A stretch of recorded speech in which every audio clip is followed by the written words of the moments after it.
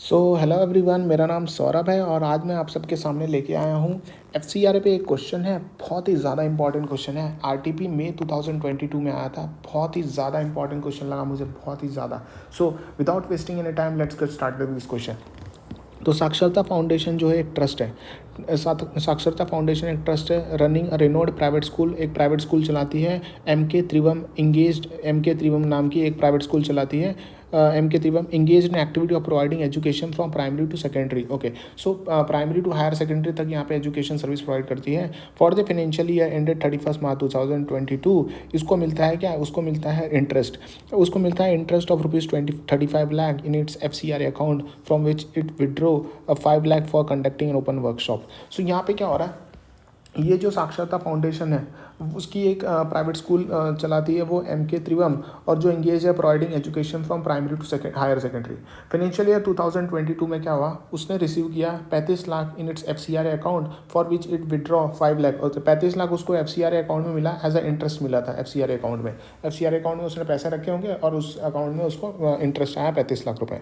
और उस 35 लाख में से उसने 5 लाख रुपये निकाले उस फाउंडेशन ने, और वहाँ पे कंडक्ट करवाया open workshop with the participation of school at a national level for the development of children and teachers in the school in tune with the today's education system. ठीक है, वो वर्कशॉप करवाया 5 लाख का। Now the income earn through such workshop was 12 lakh, और यहाँ पे income उसका हुआ 12 लाख की इनकम भी कमा ली। तो 5 लाख खर्चा किया और 12 लाख का इनकम आ गया। रिसेंटली यहाँ पे जो स्कूल थी उसने कलेक्ट किया annual fees from the students totalling to 5 crore which include fees from foreign student amounting to 40 lakh. तो अभी यहाँ पे स्कूल जो थी उसने क्या किया, स्कूल को एनुअल फीस मिलता है, तो टोटल इसमें एनुअल फीस कितना मिला इस साल, इसको मिला 5 करोड़। और उस 5 करोड़ के अंदर 40 लाख रुपए जो थे वो फीस कहाँ से आए, वो फीस आए फॉरेन स्टूडेंट्स के इससे।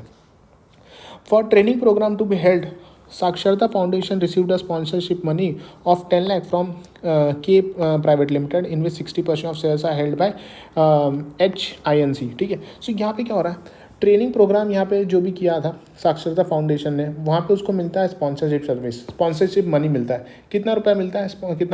10 लाख रुपया मिलता है। किससे मिलता है? के प्राइवेट लिमिटेड से।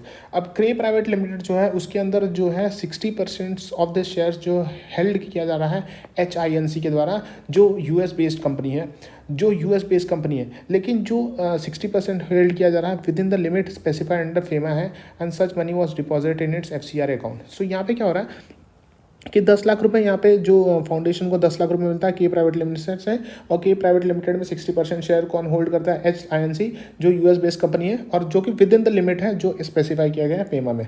सच money was deposited by it in FCRA account. So in context of aforesaid scenario, यहाँ पे आपको बताना है following questions. Whether the amount receive from K private limited was to be deposited in FCRA account by Saksharta foundation, कि क्या जो amount receive किया गया है के प्राइवेट लिमिटेड से, क्या उसे डिपॉजिट करना पड़ेगा एफसीआरए अकाउंट बाय द साक्षरता फाउंडेशन में। और दूसरा क्वेश्चन ये है कि आपको आइडेंटिफाई करना है इन द गिवन केस कि जो फॉरेन कंट्रीब्यूशन रिसीव किया गया है साक्षरता फाउंडेशन के द्वारा, कि कितना फॉरेन कंट्रीब्यूशन साक्षरता फाउंडेशन को यहाँ पे रिसीव हुआ है, ये भी आपको आइडेंटिफाई करना है। तो ये क्वेश्चन पढ़िए। तो अब हम आंसर देख लेते हैं ये क्वेश्चन का। बहुत ही इंपॉर्टेंट क्वेश्चन लगा था, इसलिए मैं आप सबके सामने ये रखा हूँ। तो आंसर स्टार्ट होता है section number 2 subsection 1 clause J. Section number 2 subsection 1 clause J बोलता है of the foreign contribution regulation act 2010 कि फॉरेन सोर्स क्या होता है। Foreign source inter alia includes क्या इंक्लूड होता है? Include a company within the meaning of companies act 1956। तो foreign source include a company, foreign source में आता है company within the meaning of companies act 1956, presently companies act 2013, and more than one half मतलब 50%, मोर than 50% of nominal value of its share capital is held either singly और in aggregate by one और more of the following.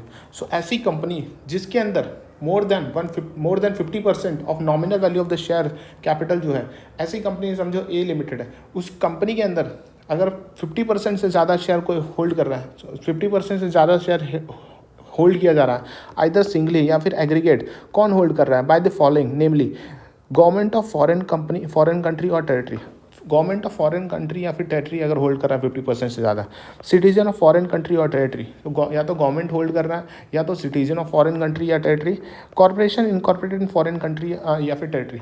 तो यहाँ पे government यहाँ पे एक या तो होल्ड कर रहा है 50%, या तो सिटीजन ऑफ फॉरेन कंट्री या फिर टेरिटरी यूज़ कर रहा है, होल्ड कर रहा है, या तो कॉर्पोरेशन जो इनकॉर्पोरेट हुआ है कहाँ पे, फॉरेन कंट्री में या फिर टेरिटरी में, वो होल्ड कर रहा है 50% से ज़्यादा, या फिर कोई ट्रस्ट सोसाइटी या फिर अदर एसोसिएशन ऑफ इंडिविजुअल, चाहे वो इनकॉर्पोरेट हुआ है चाहे नहीं हुआ हो, फॉर्म्ड और रजिस्टर्ड इन फॉरेन कंट्री या फिर टेरिटरी। तो ट्रस्ट सोसाइटी या फिर अदर एसोसिएशन ऑफ इंडिविजुअल जो कि फॉर्म किया गया है या फिर रजिस्टर्ड किया गया है फॉरेन कंट्री या फिर टेरिटरी में, उसने अगर 50% से ज़्यादा होल्ड किया है, या फिर कोई फॉरेन कंपनी उसने अगर 50% से ज़्यादा nominal value of share hold किया है, तो उस केस में क्या माना जाता है, provided where the nominal value of share capital okay, so उस केस में उसे फॉरेन सोर्स माना जाता है। तो उस केस में उस कंपनी को क्या माना जाता है, फॉरेन सोर्स माना जाता है। So provided that where the value of share capitals within the limit specified for the foreign investment under FEMA 1999 or such rules or regulation made thereunder, notwithstanding the nominal value of share of the capital being more than half of the such value at the time of making contribution, such company shall not be a foreign source। तो यहाँ पे ये बोल रहा है paragraph कि अगर nominal value of share capital जो है वो विद इन द लिमिट है, nominal value of share capital with in the limit है जो स्पेसिफाई किया गया है, कहाँ पे स्पेसिफाई है, फेमा एक्ट 1999 में अगर जो स्पेसिफाई किया गया है लिमिट, और वो लिमिट के अंदर अगर यहाँ पे नॉमिनल वैल्यू ऑफ शेयर्स अगर होल्ड किया गया है वो विद इन द लिमिट है, तो इस केस में जो है, और रूल्स और रेगुलेशन में डेनेट है, तो इस केस में भले ही यहाँ पे जो प्रोविजन दिया गया है कि 50% से ज़्यादा अगर किसी कंपनी में कोई फॉरेन कंट्री वाले ने होल्ड किया या फिर टेरिटरी वालों ने होल्ड किया, सिटीजन या फिर कॉर्पोरेशन ने होल्ड किया या फिर ट्रस्ट सोसाइटी या फिर फॉरेन कंपनी ने होल्ड किया किसी कंपनी में 50% से ज़्यादा, तो ये वाला कंडीशन इस केस में अप्लाई नहीं होगा। तो उस केस में यहाँ पे फॉरेन सोर्स नहीं माना जाएगा। इवन इफ यहाँ पे 50% वाला कंडीशन यहाँ पे अप्लाई हो रहा है, 50% से ज़्यादा हो रहा है, लेकिन तो भी यहाँ पे फॉरेन सोर्स नहीं माना जाएगा, क्योंकि यहाँ पे जो लिमिट स्पेसिफाई किया था फॉरेन इन्वेस्टमेंट का फेमा एक्ट में, उसको यहाँ पे कंसिडर किया गया है। सो वहाँ पे फेमा एक्ट ज़्यादा सुपीरियर माना गया है।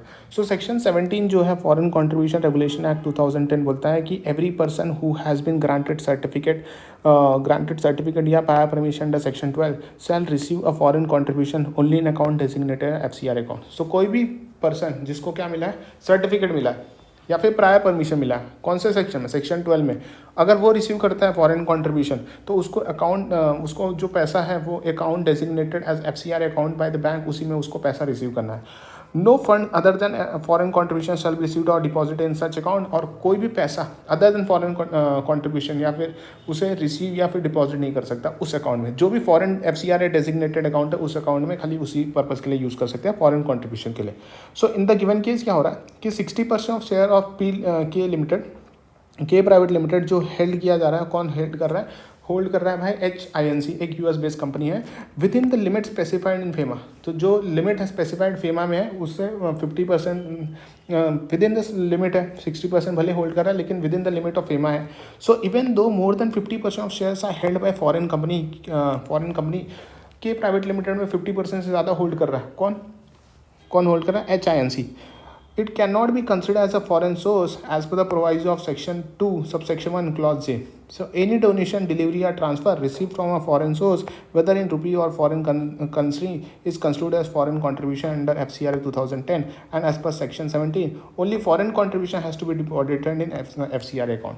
तो इस केस में क्या हो रहा है कि केवल फॉरेन कंट्रीब्यूशन ही हम FCRA अकाउंट में डिपॉजिट करेंगे। तो इस केस में यहाँ पे क्या हो रहा है, जो के प्राइवेट लिमिटेड स्पॉन्सरशिप सर्विस मिला था, स्पॉन्सरशिप फीस मिला था, उसे फॉरेन सोर्स नहीं माना जाएगा, क्योंकि यहाँ पे 60% से भले ही ज़्यादा है, मतलब 50% से भले ही ज़्यादा है, क्योंकि 60% होल्ड किया, लेकिन विद इन द लिमिट है फेमा में जो स्पेसिफाई किया गया है, इसलिए इसे फॉरेन सोर्स नहीं माना जाएगा। तो कंक्लूजन की अगर हम बात करते हैं तो अमाउंट जो स्पेसिफाई किया गया है के प्राइवेट लिमिटेड, जो भी रिसीव किया गया from the K private limited, was not to be deposited in FCRA account by Saksharta foundation, क्योंकि ये फॉरेन कंट्रीब्यूशन नहीं है, क्योंकि वो फॉरेन सोर्स से पैसा नहीं आ रहा है। ठीक है, फिर सेकंड यहाँ पे क्वेश्चन पूछा था कि कौन सा यहाँ पे जो पैसा मिला है वो फॉरेन कंट्रीब्यूशन माना जाएगा। तो जो भी इंटरेस्ट रिसीव किया गया है FCRA अकाउंट में 35 लाख रुपए मिला था। सो एक्सप्लेनेशन 2 बोलता है, explanation 2 of section 2 subsection 1 clause H FCRA act 2010 का बोलता है कि इंटरेस्ट जो भी अक्रू होगा foreign contribution deposit in bank referred in section 17 subsection 1 और any other income derive from the foreign contribution और interest thereon shall be deemed as a foreign contribution. तो कोई भी इनकम अगर जनरेट हो रहा है, फॉरेन कंट्रीब्यूशन से कोई इंटरेस्ट मिल रहा है, फॉरेन कंट्रीब्यूशन से पैसा लगा के कोई डिविडेंड मिल रहा है, तो उस इनकम को भी यहाँ पे फॉरेन कंट्रीब्यूशन ही ट्रीट किया जाएगा। इसलिए जो भी इंटरेस्ट मिल जा रहा है FCRA अकाउंट में, उसे भी 35 लाख रुपए जो भी मिला उसे भी क्या मिल जाएगा हमको, क्या ट्रीट किया जाएगा, फॉरेन कंट्रीब्यूशन ट्रीट किया जाएगा। दूसरा पॉइंट ये आता है कि जो भी इनकम उसने अर्न किया था 12 लाख रुपए वर्कशॉप लगा के 12 लाख रुपए अर्न किया था 12 लाख जो भी अर्न किया था, here workshop was conducted for amount of interest earn in FCRA account, so it constitutes other income derive from it. So यहाँ पे जो वर्कशॉप उसने, अब यहाँ पे 5 लाख उसने यहाँ से निकाला था इंटरेस्ट वाले से अमाउंट से, तो 5 लाख लगा के 12 लाख उसने कमाया था वो फाउंडेशन वालों ने। तो यहाँ पे वर्कशॉप जो भी कंडक्ट किया था from the amount of interest earn in FCRA account, so it is a constitutes other income derive from it, तो इसे भी फॉरेन कॉन्ट्रीब्यूशन ट्रीट किया जाएगा। लेकिन यहाँ पे नोट है कि जो भी फीस कलेक्ट किया जाता है फॉरेन स्टूडेंट से 40 लाख रुपए फीस कलेक्ट किया था फॉरेन स्टूडेंट से, उसे कंसिडर नहीं किया जाएगा एज अ फॉरेन कॉन्ट्रीब्यूशन, नहीं किया जाएगा एज अ फॉरेन कॉन्ट्रीब्यूशन, क्योंकि as per explanation 3 to section 2 subsection 1 clause H of FCRA act 2010। और दूसरा यहाँ पे पॉइंट आता है कि जो 10 लाख रिसीव किया गया था स्पॉन्सरशिप मनी, ऊपर हमने डिस्कस कर लिया था ऑलरेडी, उसे भी फॉरेन कंट्रीब्यूशन ट्रीट नहीं किया जाएगा, क्योंकि वो भले ही अगर 50% से ज़्यादा यहाँ पे होल्ड किया था मतलब आउटसाइड इंडिया वाली कंपनीज ने, फॉरेन कंपनी ने, तो भी यहाँ पे वो विद इन द लिमिट था एज पर द फीमा एक्ट, इसलिए वो उसे फॉरेन सोर्स माना ही नहीं गया था और इसीलिए वो फॉरेन कंट्रीब्यूशन भी नहीं था। इसी के साथ ये क्वेश्चन यहीं पे खत्म होता है। Thank you so much.